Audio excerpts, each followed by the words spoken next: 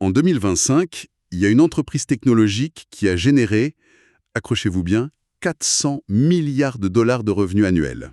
Ouais, c'est juste hallucinant, c'est supérieur au PIB de nations entières en fait. Exactement, une vraie machine à imprimer des billets. Mais, et c'est là que ça devient fou, au moment même où elle célébrait ce record, la justice américaine l'a officiellement déclaré monopole illégal. Ah ouais, le coup de massue. C'est ça. Et en plus, cette même entreprise regarde aujourd'hui son propre produit phare, celui qui a fait sa fortune, détruire méthodiquement son modèle économique.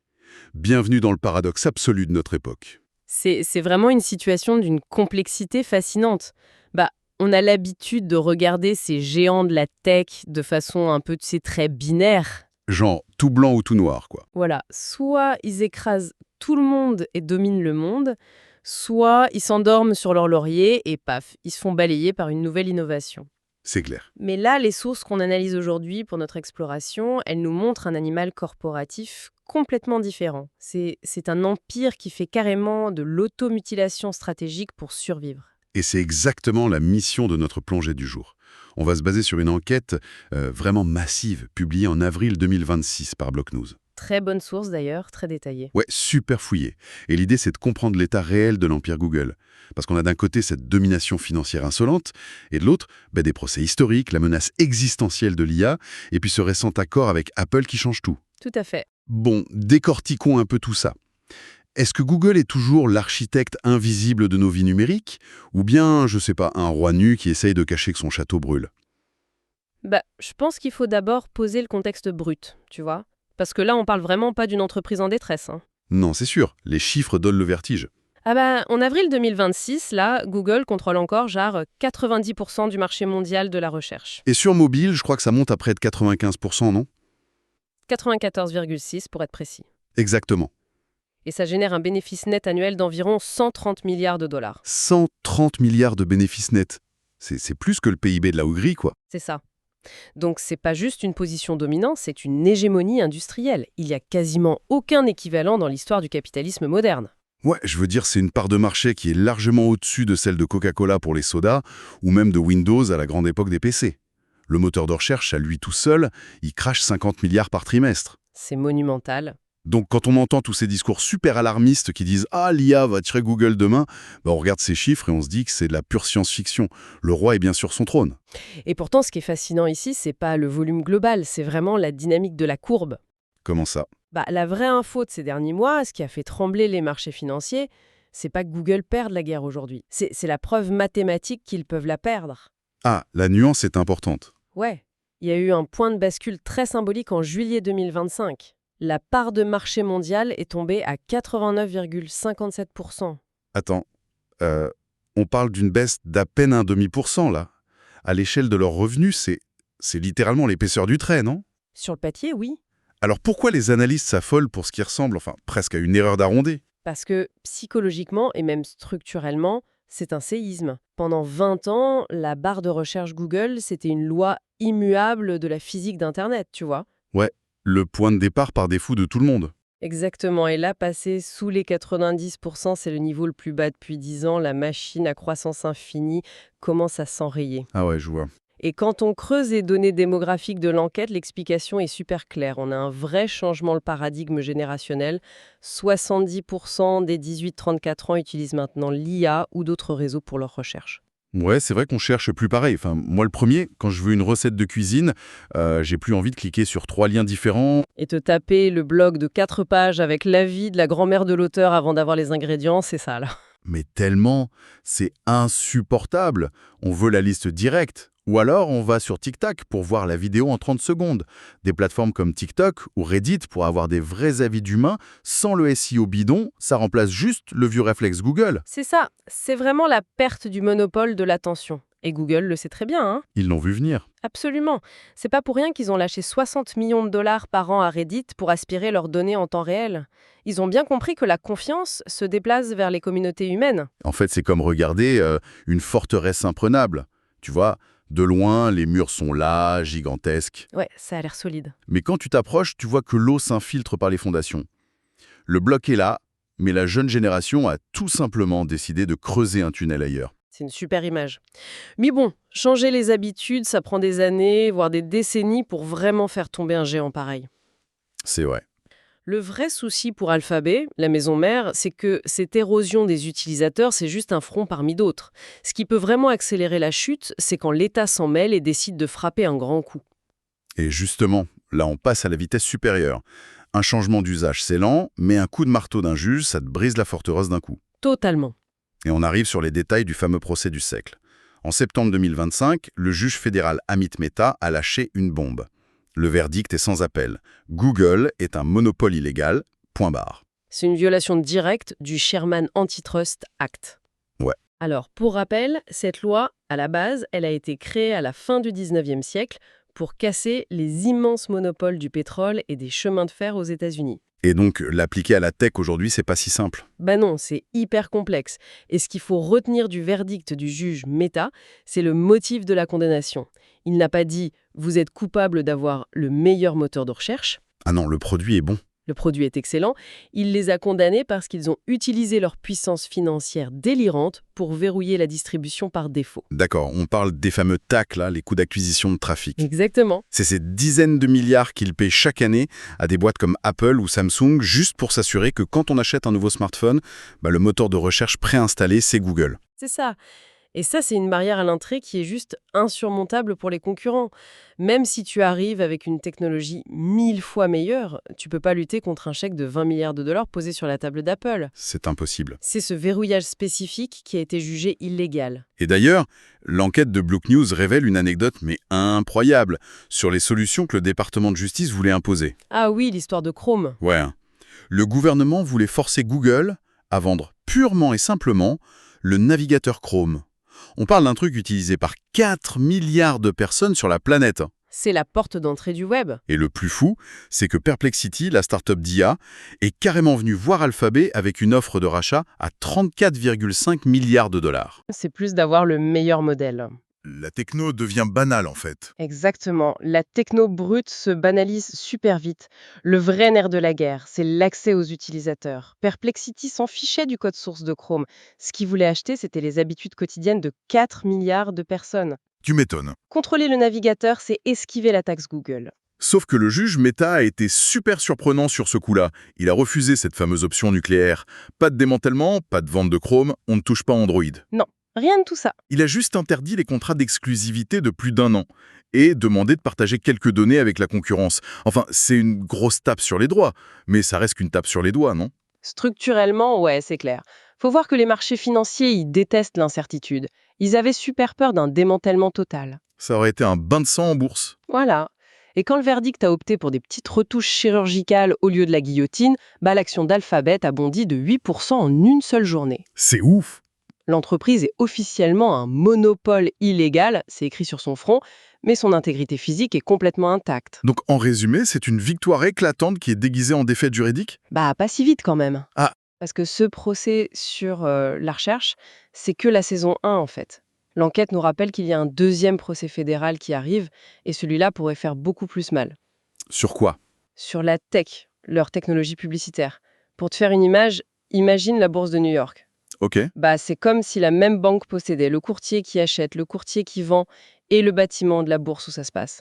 Ah ouais, le conflit d'intérêts total. C'est exactement le rôle de Google dans la pub en ligne. Ils contrôlent l'offre, la demande et la plateforme d'échange. C'est d'ailleurs pour ça qu'ils ont déjà lâché 1,375 milliard de dollars au Texas en 2025 pour régler un litige à l'amiable. Tout à fait. Et au niveau fédéral, pour ce procès-là, la vente forcée de la division pub est une vraie option légale sur la table. Ah d'accord. C'est un risque de démantèlement majeur pour 2026-2028. L'aura judiciaire est loin d'être passée. Mais alors, si l'État n'a pas réussi à casser le moteur de recherche lui-même, on pourrait se dire qu'au moins là-dessus ils sont tranquilles. Mais c'est là qu'on arrive à la révélation la plus dingue de l'enquête. Le fameux paradoxe. Voilà. Google est en train d'attaquer son propre modèle de l'intérieur. C'est ce qu'on appelle le paradoxe du zéro-clic. Attends, c'est là que ça devient vraiment intéressant. C'est vraiment le cœur nucléaire de toute cette mutation. L'arrivée des modèles de langage comme ChatGPT a complètement forcé Google à revoir son interface. Faut dire que les chiffres de la concurrence faisaient peur. Entre 2024 et 2025, ChatGPT a fait plus 267% de trafic et Perplexity plus 524%. Elle fait sa petite synthèse et paf, la réponse est directe sur la page. Et la conséquence de ça, elle est brutale. Plus de la moitié, 50,33% des recherches sur Google, se terminent sans aucun clic vers un autre site. C'est incroyable. La moitié d'Internet s'arrête sur la page d'accueil de Google. C'est ça. Et historiquement, le web, ça marchait sur un pacte tacite, une vraie symbiose. Gagnant-gagnant, quoi. Voilà. Les journalistes, les blogueurs créent du contenu, Google l'indexe et envoie du trafic vers ses créateurs. En retour, les créateurs gagnent de l'argent avec la pub, souvent gérée par Google d'ailleurs, et la boucle est bouclée. Attends, mais c'est là que tout s'effondre. Si l'IA de Google prend le contenu de ses créateurs, donne la réponse à l'utilisateur, et que l'utilisateur part pas de la page de Google, bah le créateur n'a plus aucune visite. Zéro. S'il a plus de visites, il gagne plus d'argent et il met la clé sous la porte. C'est, comment on dit ça, la tragédie des biens communs appliqués à Internet. C'est exactement ça. En gros, Google est en train de brûler les meubles de la maison des créateurs pour se chauffer cet hiver. Comment ces sites vont continuer à produire le contenu dont l'IA a 2 ans pour apprendre? C'est le serpent qui se mord la queue. Si l'on relie ça à une vision plus globale de l'industrie, ton analogie est parfaite. Sur le court terme, Wall Street adore ça. Bah oui, il garde l'attention des gens. Exactement, Alphabet garde l'utilisateur, affiche ses propres pubs et gonfle ses revenus trimestriels. C'est une rationalité financière à court terme qui est implacable. Ouais, mais à long terme. Dans 5 ou 10 ans. À long terme, ils sont juste en train de détruire méticuleusement la chaîne de production intellectuelle qui nourrit leurs propres algorithmes. Parce que l'IA n'invente rien. Non, elle ne fait que réorganiser le savoir existant. D'ailleurs, l'enquête montre que le trafic organique vers les sites d'éditeurs a déjà chuté de presque 6% en un an. Ah ouais? Si les créateurs arrêtent de produire parce que c'est plus viable économiquement, l'IA aura plus de données fraîches. C'est ce qu'on appelle l'effondrement du modèle, une lente auto-cannibalisation. Mais alors, logiquement, ça devrait terrifier les investisseurs, ça. On a une boîte qui sacrifie l'écosystème dont elle dépend juste pour pas rater le virage de l'IA. C'est vrai. Et pourtant, en ce moment même, la valorisation boursière d'Alphabet, elle tourne autour des 4000 milliards de dollars. Ouais. Comment c'est possible? Parce que face à cet apocalypse annoncé, Google a sorti un as de sa manche, un coup stratégique juste stupéfiant. Ah oui, l'annonce de janvier 2026, toute l'industrie tech a été prise à contre-pied. Totalement. Tout le monde s'attendait à ce qu'OpenAI renforce son partenariat avec Apple, et là, bam, coup de théâtre.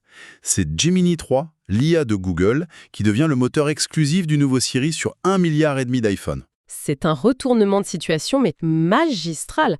Si on repense à 2023, Google avait l'air complètement tétanisé face à ChatGPT. On aurait dit un vieux dinosaure qui paniquait. C'est ça. Et là, 2 ans et demi plus tard, juste l'application Gemini toute seule, elle rassemble 750 millions d'utilisateurs par mois. Et le fait que ce soit Apple qui les choisisse, c'est pas un détail. On parle de la boîte la plus paranoïaque du monde sur la vie privée et les données. Exactement. C'est la validation technique suprême, tu vois. Pour qu'une IA tourne sur un téléphone sans aspirer tes données vers des serveurs externes en permanence, il faut des modèles super optimisés pour fonctionner en local. En local, sur l'appareil, ouais. Voilà. Et Google a prouvé qu'il pouvait faire ça tout en ayant une infrastructure cloud derrière, hyper solide au cas où. Ce contrat, c'est le signal clair envoyé au monde l'IA. On a complètement rattrapé notre retard. Ce coup de maître, ça sécurise leur accès au grand public pour des années.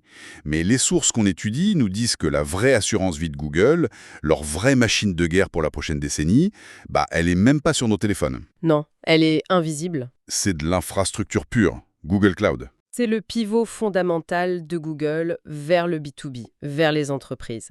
Les chiffres du 3e trimestre 2025 parlent d'eux-mêmes. La branche cloud a fait 15,2 milliards de dollars de revenus. Avec une croissance de 34% sur un an, non? Exactement. Et pourquoi cette explosion ? Parce que la révolution de l'IA, ça demande une puissance de calcul absolument démentielle. Ouais, on entend toujours parler de la pénurie des puces Nvidia, les fameux GPU qui coûtent des millions, et que toutes les startups s'arrachent pour entraîner leurs modèles. C'est ça. Mais Google joue une partition complètement différente. Au lieu de dépendre d'Nvidia comme tout le monde, ça fait 10 ans qu'ils fabriquent leurs propres puces. Les fameux TPU. Les Tensor Processing Units, voilà. Un GPU classique, c'est polyvalent. Mais un TPU, ça a été pensé, gravé dans le silicium, uniquement pour faire les maths complexes des réseaux de neurones.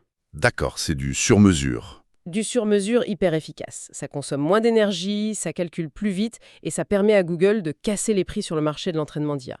Donc on est très loin du vieux moteur de recherche des années 2010, là. Ah oui, complètement. C'est plus comme s'ils étaient devenus le réseau électrique de la nouvelle économie. Qu'une boîte utilise un modèle d'IA interne ou un modèle concurrent, elle a besoin d'électricité, enfin de puissance de calcul. Exactement. Et pour avoir ça au meilleur prix, elle finit par se brancher sur Google Cloud et payer la facture.